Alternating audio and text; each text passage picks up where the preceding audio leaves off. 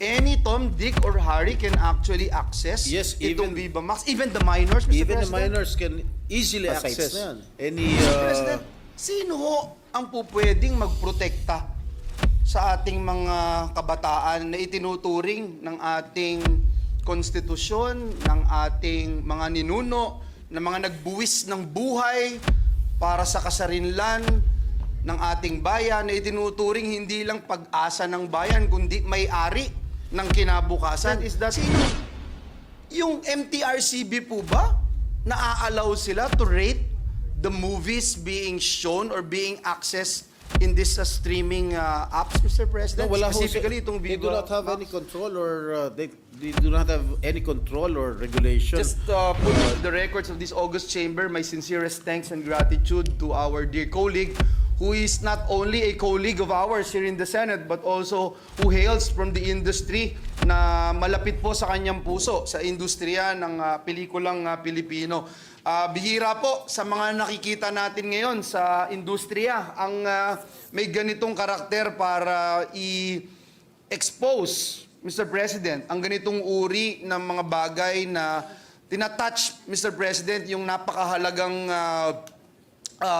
karakteristik ng isang Pilipino, yung moral fibers ng ating bansa, Mr. President. Mr. President, sa unang katanungan, Mr. President, may I know, Mr. President, if the good gentleman from San Juan would gladly educate this representation, because insofar as streaming is concerned, Mr. President, meron po bang ahensya ng pamahalaan na talagang nagbabantay, nagre-regulate, o wag na natin sabihin nagre-regulate, Mr. President, nagbabantay na lamang para sa kapakanan ng ating mga kababayan? Sapagkat sa aking pong pagkakaalam, sa payak na aking nakuhang mga impormasyon, yung television or movies na pinapalabas sa mga theaters, meron pong MTRCB, pero hindi naman ito nire-regulate, no? Nagre-rating lang po ito.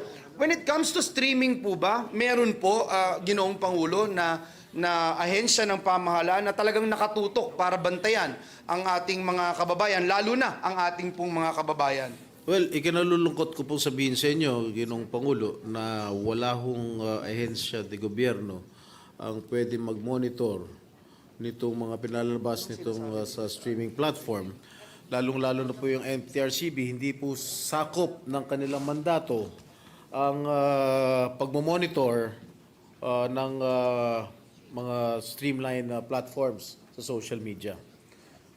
Nakakalungkot, Mr. President, because if that is the case, in some countries, Mr. President, when you enter the country and you try to get connected to the internet, for instance, talagang wala ho no? In some countries. For example, let me share my experience. When I was in Vietnam, Mr. President, may ilang lugar po doon na wala Hindi ka maka-access whatever you do, whether internet or cellular network, hindi ka makapasok. Parang yun, medyo mahigpit na po yun. Pero sa atin, Ginoong Pangulo, any Tom, Dick, or Harry can actually access itong Viva Max. Even the minors, Mr. Even President. the minors can easily access any streamline platform, especially itong mga Viva Max, itong mga porn sites.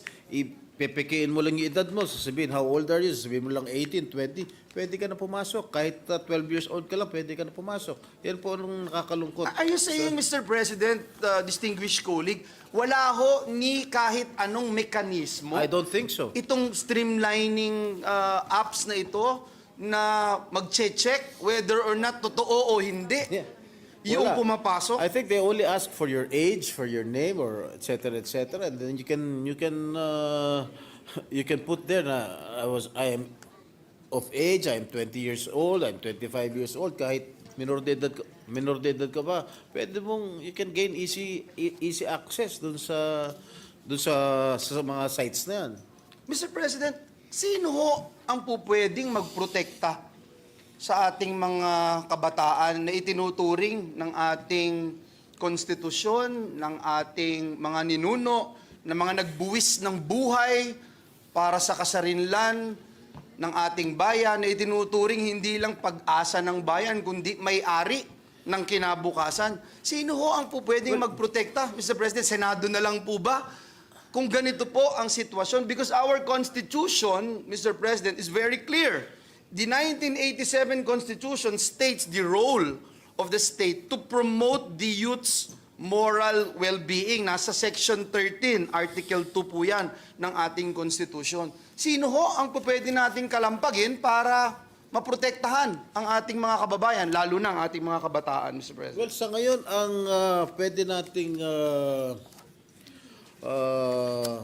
sabihan ay yung MTRCB.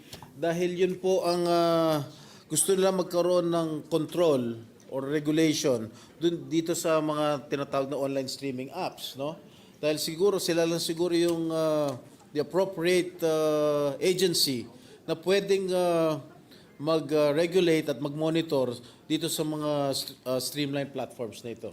Mr. President, I have to confess in front of our idol presiding officer, I have never seen a Viva Max movie, Mr. President. So, please allow me to ask this question.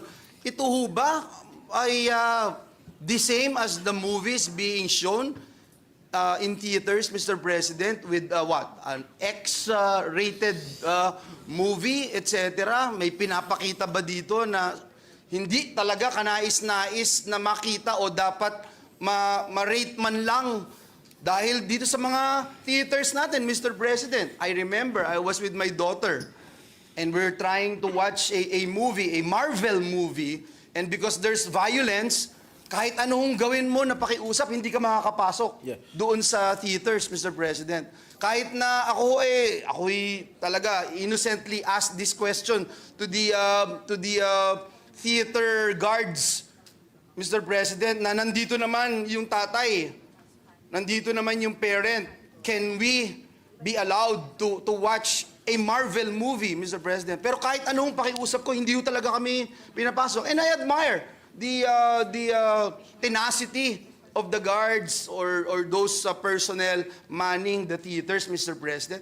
Pero dito po, Mr. President, ano bang difference nitong movies na ipinapalabas dito sa Viva Max, Mr. President?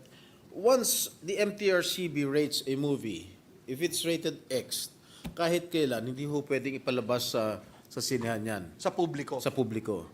Now, kung ang MTRCB nag-rate ng R18, minsan nakakalusot yan, no? But of course, the movie owners are very strict. Kailangan siguro hingin ID na above 18 years old ka. Pero ano nangyari doon sa isang pelikula, I forgot what movie that was. Mr. President, may araro kayong pinakitang... Unang tikim ba yun? Unang whatever? Unang tikim. Nakalusot sa isang sinehan na nirate ng MTRCB na R18.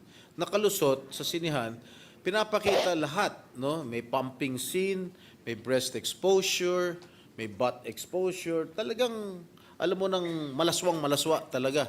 So siguro ang dapat gawin ng MTRCB, suspendehin o isara yung sinehan na nagpalabas ng ganitong klaseng malalaswang pelikula. Mr. President, I remember, and we were then a member of the House of Representatives representing Sibak Party List in 2004. We had a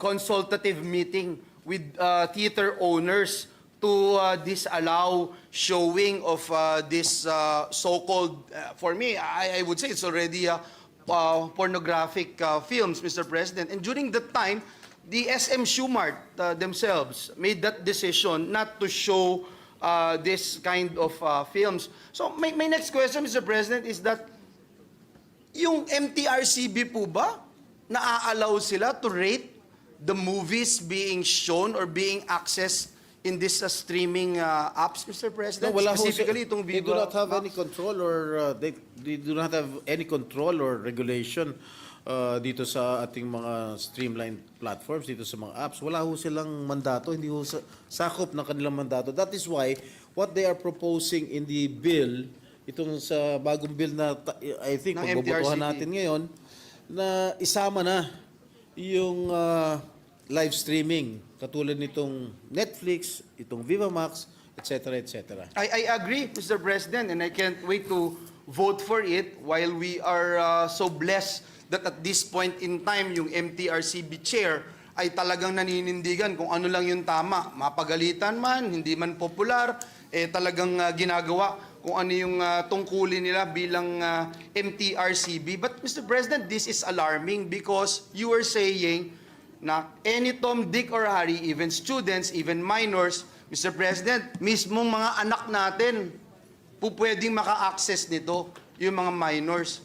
Ang next question ko, Mr. President, pagka ba uma-access sila nito, nagagamit nila itong mga apps na nagdaan din sa Kongreso, yung prangkisa, kagaya for example, kung ikaw ay Globe, yung GCash mo, magagamit mo dito, Paymaya mo, magagamit mo dito, ito bang mga ito, magagamit mo dito, at sila din po ba, meron ba silang mekanismo rin para i-check na ito'y ginagamit ng isang minor na gumagamit ng hindi karapat-dapat o hindi angkop, and I will use that word in Tagalog, hindi angkop doon po sa kanilang age na ma-access ang ganitong mga klaseng pelikula, Mr. President? Tingin ko wala ho silang mekanismo. Kunwari ako meron akong GCash, siguro hindi na siguro magtatanong ang kumpanya kung ilang taong ka na. I don't think they have any system or mechanics to do so.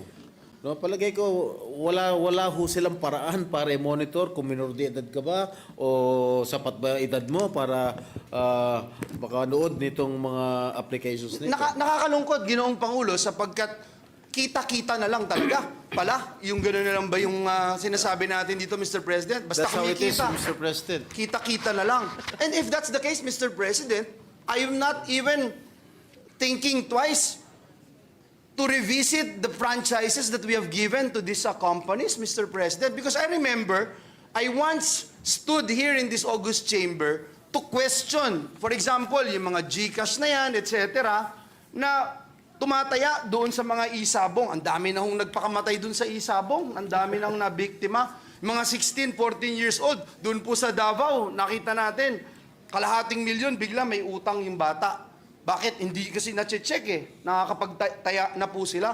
Ngayon, Mr. President, kung ganun po, dapat siguro, would you agree with me na i-revisit natin yung mga prangkisa na ibinibigay natin doon sa mga kumpanya na pinagkakakitaan ito sapagkat nung time na diniscuss natin yung kanilang mga prangkisa, wala pong mga ganito na mekanismo. Wala rin pong ito, Mr. President, na discussion as to whether or not they can actually use this to gamble, to pay for live streaming or streaming apps na kung saan nagpapakita ng mga malalaswang pelikula na na-access din ng mga minor de edad, Mr. President. Well, I strongly support you. I do not have any quarrel with that. I do not have any objection with that.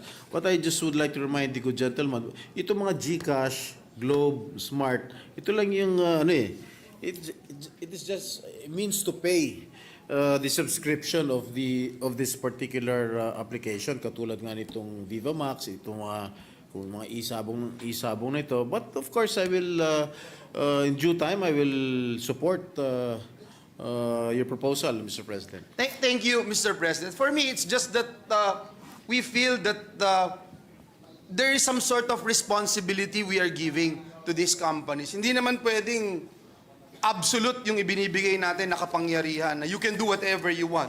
In fact, Mr. President, I am about to defend the franchise of Meralco today, supposed to be. And that's been my principle, Mr. President. We cannot allow creeping franchises to be given to any Tom, Dick, or Harry na wala ng responsibilidad.